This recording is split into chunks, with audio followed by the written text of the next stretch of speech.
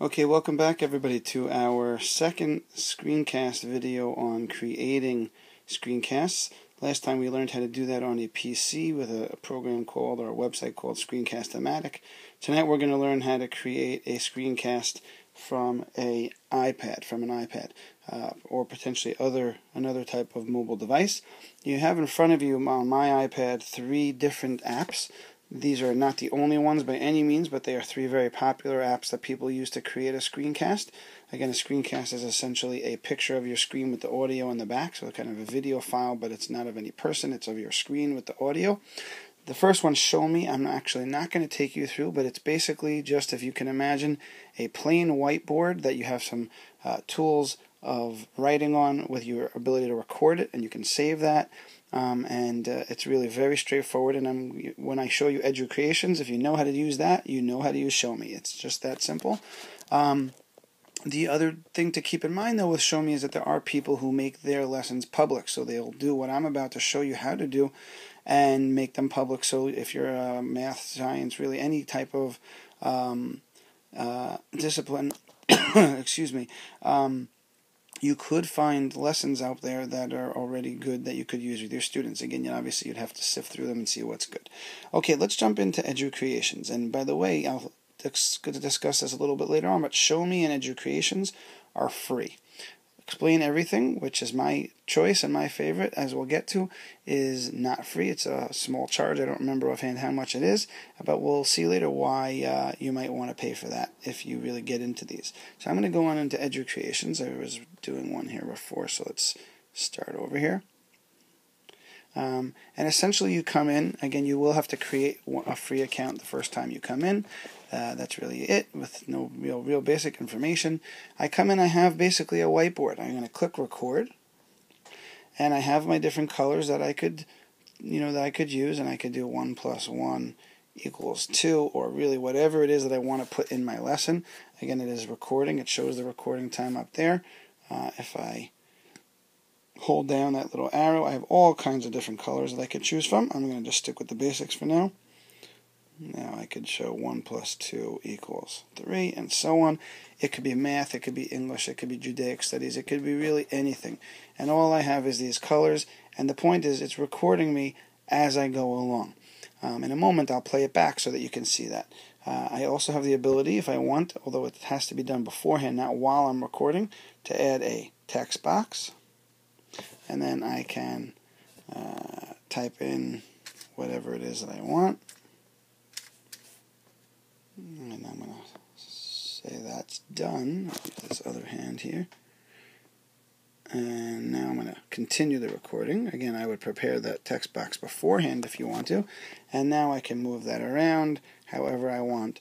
So I've added colors, which is just basically you writing on the board what you want to say, what you want to teach your students.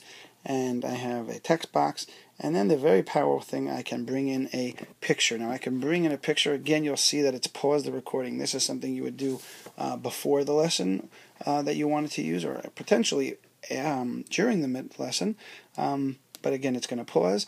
I could either click on camera, which is literally going to open up my camera, take a picture, and then I can choose to use that picture, and that whole picture, again, in this case, I took a picture of my laptop, which is in the background of my iPad, and I can, play around with it. Or I can go into my photos and take a picture from my camera roll. So, for example, let's say I took a nice picture of the summer. Everyone loves the summer, so that's there. And in a minute, I'll show you a different type of way of doing this. I can also go into my Dropbox. Now, I'm not sure if you're all familiar with Dropbox, but Dropbox is a cloud-based service that I can save all of my files. It's a wonderful tool. I can access them from any computer with the internet. So basically now I'm going to jump into my camera uploads. Again, this is my camera from my phone, which all those pictures get saved into Dropbox. Again, if you're not familiar with that, don't lose sleep over that right now. And I could pick this picture, and this is just a picture that I had there today, which I can bring in, make bigger, make smaller. Again, this is from a lesson with Maura Levy, where she was reading a Hebrew book, to her students, and that's just a picture of the book. We literally just use our camera to take the picture. Going back here, I could also go to the web, which is pretty straightforward, so I'm not going to take your time now to do that. Most of the time, the way you can do this, and I'm just going to let this continue recording now. I'm going to jump to the next slide so I have a clean slate.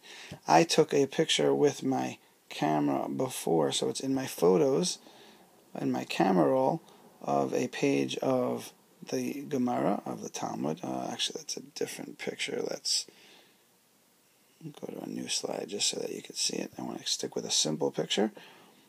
Again, camera roll, which is the camera pictures that you've taken with your iPad. And here we go. Here we have the picture of the Gemara. Let's continue the recording. And again, I can make it just zoom in, zoom out. Let's say I want to be able to focus on a couple lines. I can read, I can underline as I'm reading to my students. This is a wonderful tool to read to your students, either to review, or if you want to flip your classroom and you want to read them a couple of lines of the next topic. Again, it could be Gemara, it could be Chumash, it could be history, it could be poetry, it could be anything that you want to show them ahead of time or as a review. And again, you have all the different colors to underline, circle, and so on. So really, this is the main piece. Also, a great use would be to have your students use this. Again, this is a free app, and even if you're not in the grades where the students have the iPads, they can do this from from any device if they have it. Again, if they don't have them, then obviously you can't require that, but it is definitely a way you can have students show that they've mastered whatever it is that you want them to learn. And obviously I have an eraser, and that is really the whole thing. So if I click stop now, and I'm going to click done, I can click save lesson, and I'm just going to call it test. And I'm going to click next. Now you have some options here. I'm only going to take you through the first one, the private. You can really play around with it. It's pretty self-explanatory. You could make your lesson that we just created public, in which case anybody who's part of Educreations can share that, can see it if you want to do that. There's a way to set up a group with your students and within your school. We'd have to set that up for this to work. I'm going to just click on private. It actually asks you what discipline you're part of, so I'm just going to click on computer technology. You can click on subject if you want to make it specific. Click on save, and now it is saving it and it's done. So now these are just other ones that I've created, and now if I want to share that with my students, if you come up here to my little iPad arrow, again I don't know the official term for that, but if I click on it, it asks me which of them, how I want to share them. I have the option to get the link. I could take the link, copy the link, open up my email, or actually if I want to email it, that's going to be the next option, so that would be just as easy to open up an email from within my iPad, email it to my class, email it to someone who I want to share it with. But let's say you wanted to just catch that link, go into your haiku page, create add content, and go to web links or quick links, and you can put your links to your videos right up there. And that's all it is. So what I'm going to do is click on done and just show you, because we didn't do that yet. If I click on it, and I have my different colors that I could use, and I could do 1 plus 1 equals 2, or really whatever it is that I want to put in my lesson. Again, it is recording. It shows the recording time up there. If I hold down that. So I'm not going to make us watch everything. You already saw me do it, but the point is that is what a screencast is. It has the whole screen with whatever it is I'm putting up there and your voice in the background. And then it is really easy to create and really easy to share. Okay, jumping along to explain everything. Now, the difference here with explain everything, let's just start a new one. I had one from before. Okay, I have a clean slide there. You'll notice it's slide 2 of 5 because I opened up in a pre-existing slideshow. But again, you could create more than one slide if you want to. So you could put some content here. Let's just start the recording. I could put some content on one slide, my 1 plus 1 equals 2 or whatever, and I'm going to show you how to bring in pictures here as well. And then I could click on the next slide if I want to. Again, I've already done something there, so it's asking me what I want to do with it. I'm going to just say override what was there before. And now let me take you through the options here. And again, this is why it's paid, because there are more options. So if I click on, let's start here with my crayons or whatever, my letters, my drawing tool. So I have all my different colors. I can do my 1+1 or whatever it is I want to write. Again, if I want, I can just tap on that and I'll get all the different colors that I want, and I can play around with all those features. Again, just like in Educreations, I can tap on it and put in a text box, and then again move that around. I can keep that there, and I can move it around as much as I want. Interestingly, this one allows me, different from Educreations, to do that while I'm in the middle of the lesson. You see it's still recording down here on the bottom.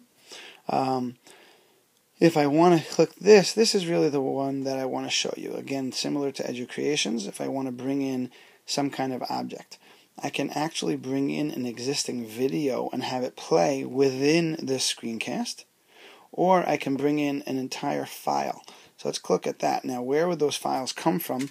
This is, again, what you're paying for. You could bring it in from your Dropbox, from your Google Drive, from Evernote, from iTunes, from your photo, from your camera roll, which, again, the same as my photos from before. I am going to quickly go to Google Drive, and again, you'd have to be using Google Drive and have it connected to your iPad, which is pretty straightforward. I could help anyone with that. And these are the different folders that I have there. Let's just take a quick one over here. And again, it's only, these are X'd out because it doesn't have files that can come in. Here's an iPad document, and all of a sudden it brings in, this is just from something that I use for professional development. This is a document, I believe a PDF.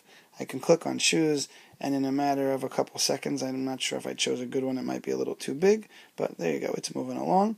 The entire document. Now again, you may not want something that's an entire document. That may not be useful in a screencast like this, but again, you have that within your screencast. It's moved it to another slide, so I have to click the record again. Let's go back to this plus sign. I could take a new picture again, which is just taking a picture from my camera. I'll just do that. I'll say use photo. And again, I can move it around as much as I want. There are some other fancier tools you could look at on your own, and I have multiple pictures there. It's recording the whole time.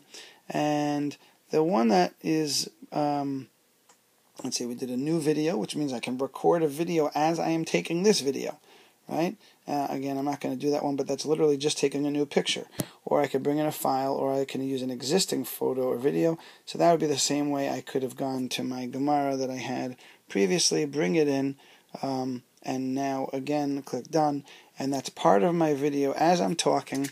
Now the one thing I left out, which is probably the most useful if you are going to be doing this for a text-based course where you want to read to your students, you can hit over here, I don't know what we call this little flashing red light, and this way as you're reading, when it's playing back, if you point on it, this little red light is following, so when you watch the video, they will see that with your hand moving through the words as you are reading them. Now just to end up, we have over here the ability to export this as just a picture, which I'm not sure really why you'd want to do that, meaning a picture without the audio. So the one that you're going to really want to use is this one right here on how you want to export this video. You could export it to your camera roll, but then it's going to be hard to share that with anyone. I personally export up to YouTube. As you know, you're watching this video up on YouTube, but it only gives you a 15-minute time limit. That's why I need to rush, because there's only 1 minute left to my video here. Or I can do it to my Google Drive, which you all will have access to within the next week or so. If I'm going to just stick with YouTube, because that's what I like to do, I give it a name.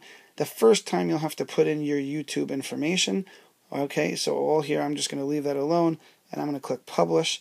Again, I'm not going to make you sit here and watch it publish, but the point is it's going to take this entire thing I've created, all the video, the pictures, the audio, and it's going to end up with a URL. Again, we're not going to sit here and wait for that to happen, but then I have that web address that I can share with my students and do whatever I want with, and be able to share that with everybody. And really very quickly you're able to create a video and a screencast and share that with your students in a pretty easy way. And you'll see it in the background, it's kind of creating. And that's the end of our video about creating screencasts on an iPad.